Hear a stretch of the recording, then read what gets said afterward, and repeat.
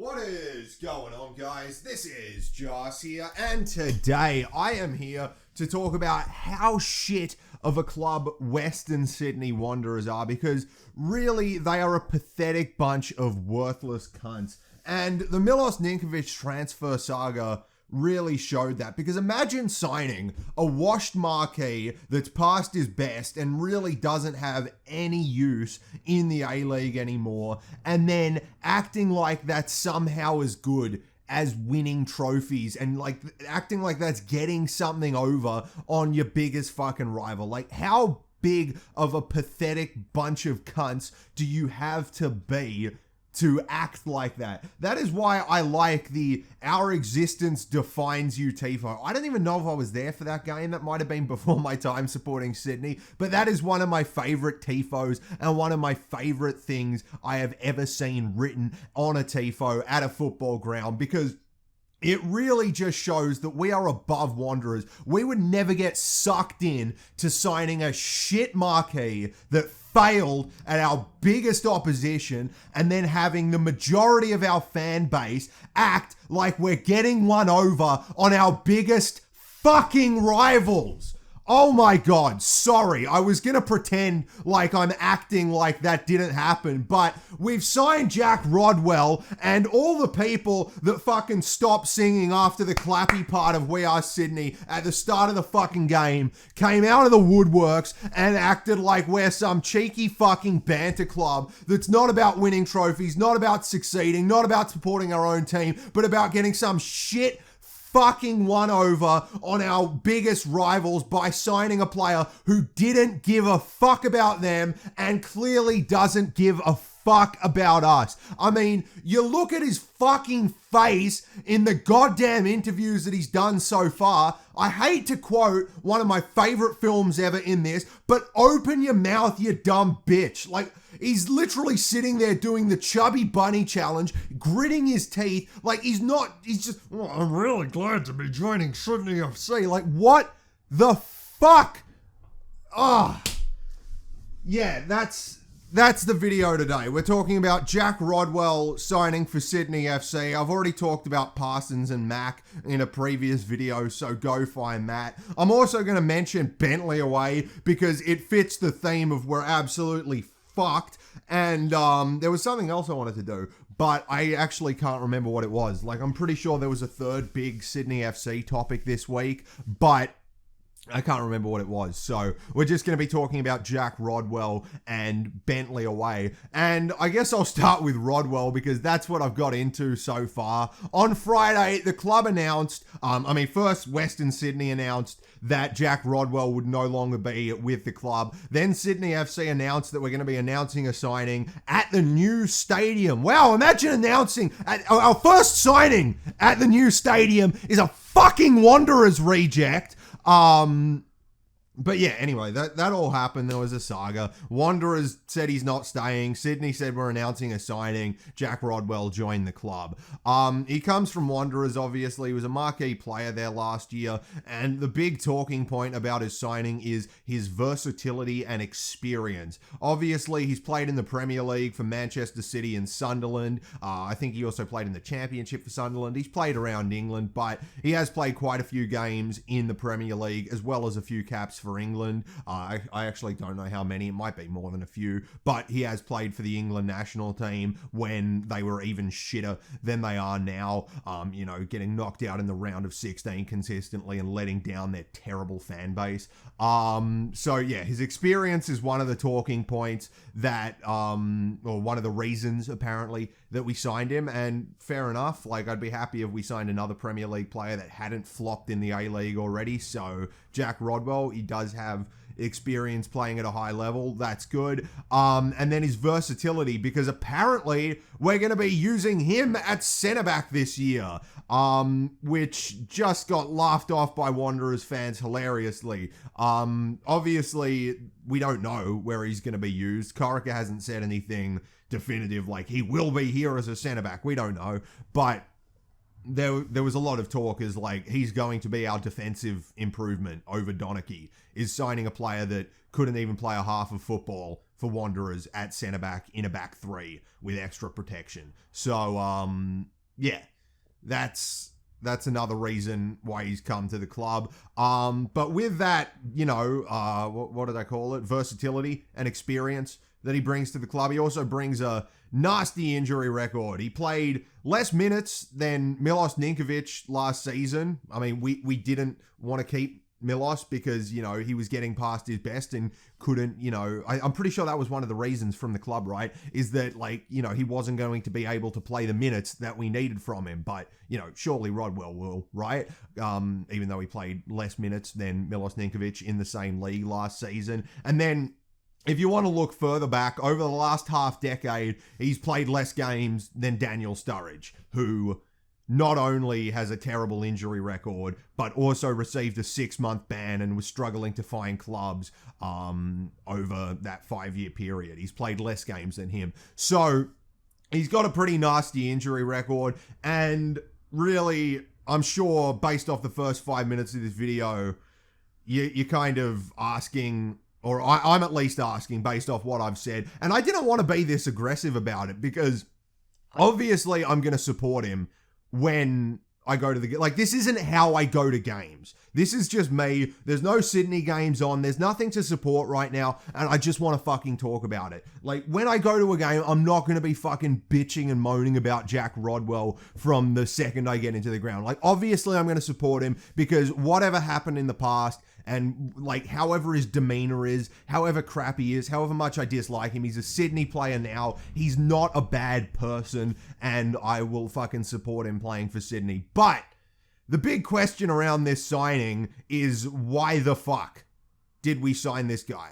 Like, we've got some of these transfers right in the past, but we've also got them wrong. And like, looking back, Costa and ABJ, Alexander Bomi-Johan, two great signings that won us a double. We signed one from Victory, we signed one from Western Sydney. The difference being that those two were two of the better players at those clubs, and we took them and we improved ourselves. We did what like fucking Bayern Munich would do. They go out, they buy the best players from the Bundesliga, they weaken their opposition, and they strengthen themselves. That's other clubs obviously do that as well, but Bayern Munich is the big glaring example of a club that does that really well. And that's what we did back in 2019, 2020, is we went and got some players from our rival clubs that were really good, or at least decent for our rivals, and we put them into our system, and we used them to win trophies, and during the process, they endeared themselves to our fans. Bomi-Johan more than Costa, but I mean, Costa really, he won trophies with Sydney. He had his moments. He scored against the Tards multiple times. Obviously, he didn't celebrate, but he won us games against Melbourne Victory. So I'd say both of them kind of endeared themselves to Sydney fans over their time at the club. And that was pretty recently, but then more recently, we've signed James Donachie and Elvis Kamsoba. I know Donachie wasn't a direct transfer, which kind of makes it worse, and Elvis Kamsoba was, and kind of like Costa. I mean, Bomi-Johan was quite well received, I feel like, but the ones from Victory have been a little bit less well received. And yeah, Donachie and Kamsoba weren't the most exciting signings. I mean, most Sydney fans I know just refer to Donachie as Donkey now, like, because he's not even worth saying his name. Like, he's been shit for us. Doesn't feel like a Sydney player. Doesn't feel like he belongs at the club. Has done nothing of note for us. And Elvis Kamsoba, like, I know that he was entertaining. I really enjoyed watching him. He was a bright spot last season. But he scored half a dozen goals in a team that dropped 5 positions out of the like, we went out of title contention all the way down to out of finals contention. And like, you can't call Kamsoba a good signing. Elvis Kamsoba was a failed signing. Like, yeah, he worked in the situation we were in, but he didn't improve the team. The team got worse. It may have been other circumstances, but Elvis Kamsoba was a fucking bad signing, and at the end of the year, he was posing with Melbourne victory kits after the final game of the season, after every Sydney fan was let down, after a horrible FFA Cup, A-League, and Champions League campaign. So, I mean, thanks for the entertainment, but fuck off. I'm glad we got 5 figures for you. So, those 2 signings haven't worked out. It's iffy. A lot of people, we've got a good transfer record. Honestly, I think our transfer record is one of the most overblown things as of late. Yeah, we were getting it right in 16, 17, 17, 18, 18, 19, but since then, it's fallen off a fucking cliff, and a lot of the transfers that we've made have been pretty iffy. I mean, the return of Bobo, exciting, but didn't work out. We needed something better. The return of Alfie hasn't worked out so far. That's just 2 of the fucking transfers. But there's a handful of transfers. I think like 50% of the transfers during the Corica era have been less than what we need. And yeah, it really concerns me, because this is, for us, like a make or break transfer where I feel like if this doesn't work, heads will have to be taken at the club, because we've gone out and signed a guy that most Sydney fans would have cut a fucking limb off not to see us sign. It completely contradicts the reason that we let Milos Ninkovic go, talking about marquee wages and all that bullshit. I'm pretty sure, like, I obviously don't want him now because he went and played for fucking Wanderers, or he's gone to play for Wanderers, and I don't want that shit at my fucking club. Like, I mean, going back to Bomeo Hahn, Redmayne, they were mistreated by Wanderers.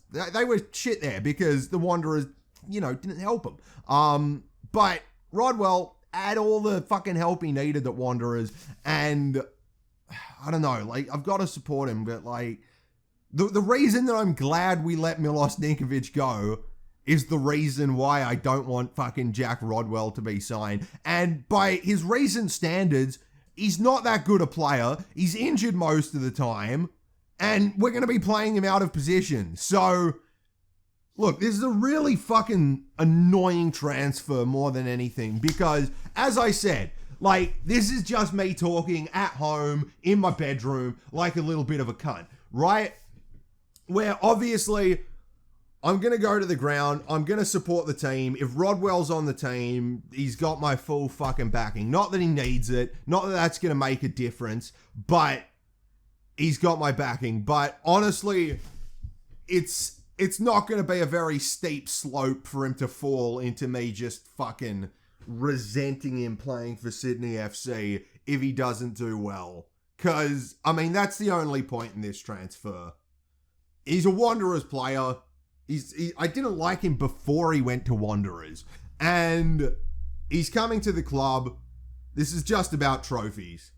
If he wins trophies, good. That's what Sydney need to be doing. If he doesn't, then, as I said, I think heads will need to be taken at the club, and jobs, many jobs. Whoever's in charge of transfers and anyone that basically fucking condone this should be sacked if it doesn't work, because this is like an all or nothing transfer.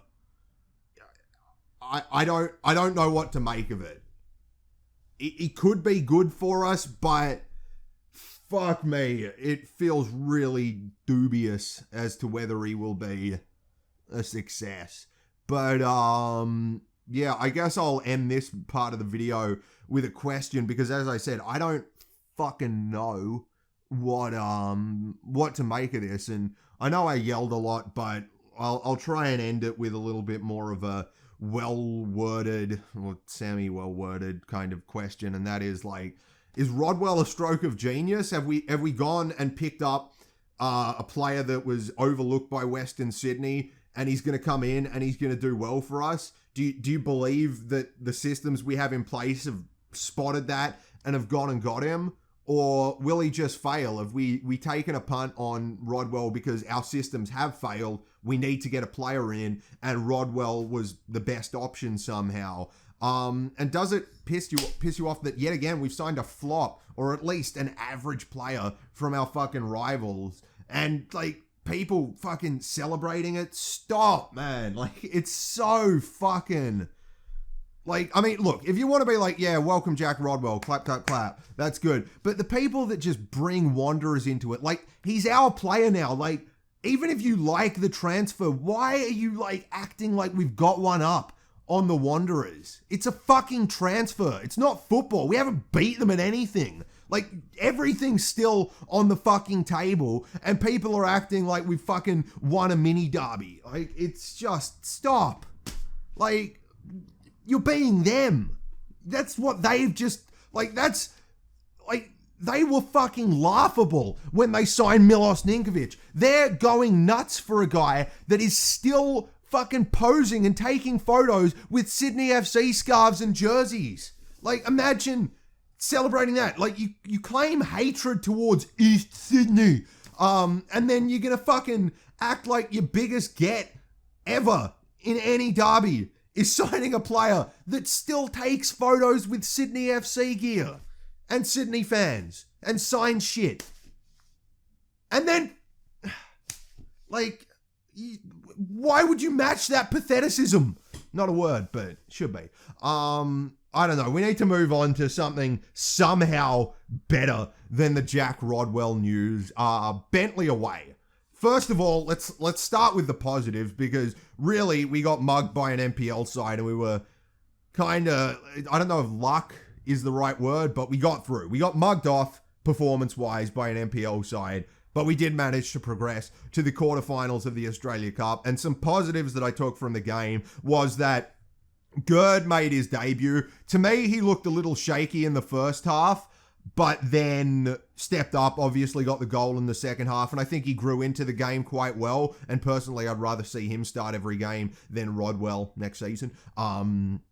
But yeah, I was very pleased with Gerd making his debut. As I've said many times, it's good to see young players coming through for Sydney FC and being of a decent quality. And Segicic got a wonder goal. What a ball by Wilco. What beautiful control by Segicic and a great finish. It was good to see that at least one time during the game, we could just flex what we should have, which is superior footballing ability over Bentleigh, and get a goal just easily. So it's another good game for Segicic, I think. I mean, I don't know how his performance was overall. It wasn't that good. He didn't do too much other than the goal, I don't think. But the goal was mental, and that goes with the 2 assists he got a few weeks ago against Central Coast. And yeah, I'm pleased to see him having a good off-season, because hopefully, or not off-season, pre-season or cup campaign, whatever you want to call it. But yeah, it's good to see him picking up some goals. Good to see Gerd making his debut. And also, I was actually quite pleased with Max Burgess. We've got a lot of, experienced A-League players in our team, and there were very few that looked better than the NPL opposition that we were facing. And credit to Bentleigh and everything. Like, they stepped up. They played a good game. They had a lot of fight in them and really fucking wanted to win that game. And they just didn't have the, I guess, quality in the attack to destroy us. But they put a lot of pressure on us. They made us look at their level. And yeah, to me, there was only like one player who consistently looked above the level of that game, and that was Burgess. I'm sure there were some others that had decent moments, but I don't think I was ever really displeased with Burgess that game, mainly because he was on like the far side of the field and I could hardly see him. Potentially because he was on the far side of the field and I could hardly see him. But yeah, I thought I was like Burgess put in a pretty good performance.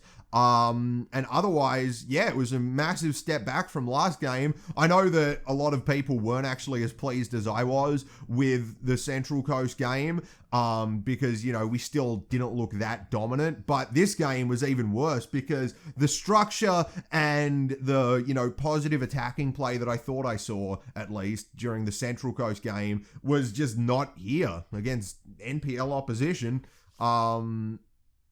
And that's a fucking letdown. Like, I thought, at least from the Central Coast game, the takeaway should be that there was a new structure in place and it looked to work, at least for most of the game, in a very effective way. And then here, no, not really. We got a goal from a corner and a wonder ball from Wilco and great touch from Segicic, and that's it. and heroics from Redmayne too, actually. Everyone loves Redmayne, by the way. I was standing behind the goal where he was warming up, and fucking everyone was there. I'm not sure if everyone followed because Bentleigh was scoring that way in the second half, but in my mind, it was because of Redmayne. And there were a lot of people excited to see Redmayne at the ground, which is nice to see. Everybody loves Redmayne. Should be a TV show. But yeah, it was a disappointing performance. I'm glad we got through. I'm glad there were a few positives, like the youngsters doing well, and a few of our players looking decent. Redmayne, Burgess, Wilco played a nice pass, picked up an assist. But yeah, that wasn't good enough, and a really disappointing sign after what I thought was a good opening game against Central Coast. So yeah, let me know what you make of everything. Rodwell, Bentleigh away. Was there any other Sydney news? I know I said at the start of the video there was something else I wanted to talk about and I forgot. I haven't remembered, but I was thinking about doing this video. It's Sunday now. I thought my football would be cancelled yesterday because it was raining in Sydney, so I thought I'd have yesterday to do it. It wasn't. I lost in a semi-final. Fortunately, I get a second chance next week, but yeah, I suck at football too. Don't worry, Sydney. But yeah, after what felt like a really positive week, the opening week against Central Coast, and then we got Robert Mack as well last week, and it's just been overshadowed. But yeah, as I said, it's really disappointing. The last, basically from Wednesday to now, it's been a little bit of a kick in the nuts. But as always, like I don't want to, like it's so hard because like I don't want to come across as like being an Arsenal fan TV.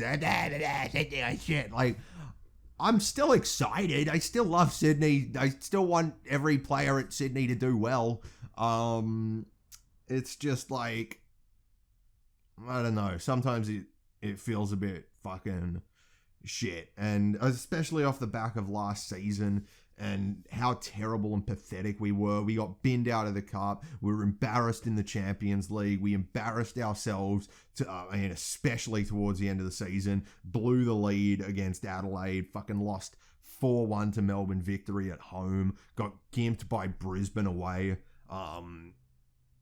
We really need a strong start to this season because, I don't know. Like, I feel like, at least at the games, I'm really positive. Like, I don't get not being positive, and I'm not even chatting shit against it, because, like, honestly, I wouldn't blame people if, it comes to the start of the season, we're back at our new stadium, and, we've got a Wanderers flop running around the middle of the park for us playing shit. We've got no new system. Our players aren't capable of playing at an A-League level, and we're getting smashed week in, week out again. I honestly wouldn't blame people for starting to get really negative at the games. So, yeah, I don't know. It's not been a positive week, but hopefully we'll get the quarterfinal draw. We'll get a decent one. I'll be able to come back and be positive about everything. Maybe we'll announce Joe Lolly in the next few days. Obviously we announced Parsons. That's great. But yeah, I need a little bit of a break from thinking about Sydney. It's not going to happen, but no, fuck it. Just let me know your thoughts. If you've got positive thoughts, please let me know, because I know they contradict mine. But I'd rather see people be positive because I can feed off that energy and I'll probably change my fucking mind. So, yeah, thank you if you've watched this far. I know this has been a long, choppy video, but I'm seriously going to end it now because I'm just babbling. Thank you, comments, and I'll see you guys next time I do a video. Bye-bye.